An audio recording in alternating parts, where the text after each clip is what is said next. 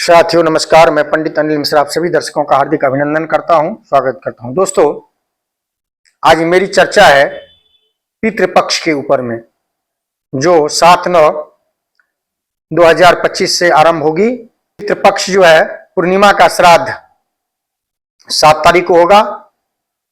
इस दिन से पितृपक्ष चालू होता है।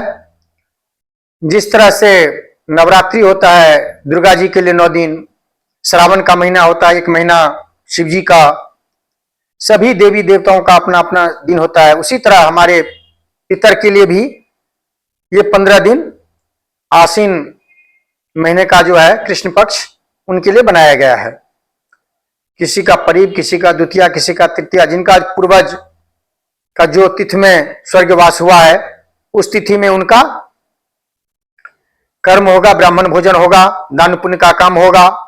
और जिनको याद नहीं है कि कौन सा तिथि में हमारे पूर्वज स्वर्गवासी हुए थे, वो लोग महाल्या को, अमावस्या को ब्राह्मण भोजन दान पुण्य का कर्म कर सकते हैं। पितर पक्ष में कोई शुभ कर्म नहीं किया जाता है, जैसे मुंडन है, गाड़ी लेना है, घर लेना है, जमीन जायदाद लेना है, यह सब काम वर्जित है।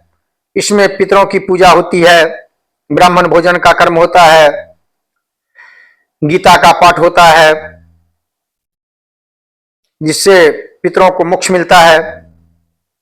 पितर पक्ष में तर्पण का विशेष महत्व है, तर्पण करना चाहिए।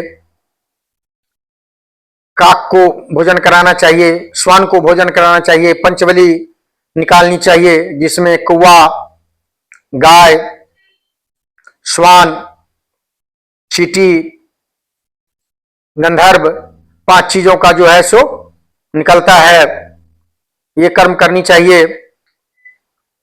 ओम देवताभ्य पितृभ्यश्च महायोगीभ्य एव च नमः स्वाहाये स्वधाये नित्यमेव नमो नमः, यह मंत्र का जाप करना चाहिए। अपना पितर का आराधना करना चाहिए। कहता है भाव मिच्छन्तु देवता वाक्य मिच्छन्तु पितरः।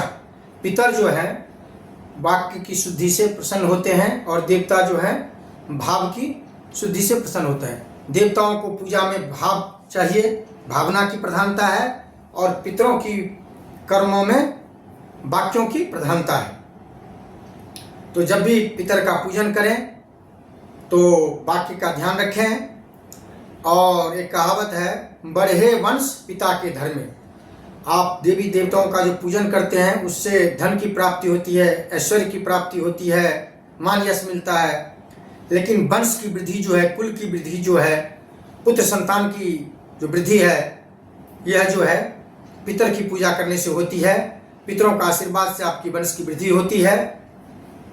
इसलिए पितरों का आशीर्वाद लेना चाहिए, उनका कर्म करना चाहिए।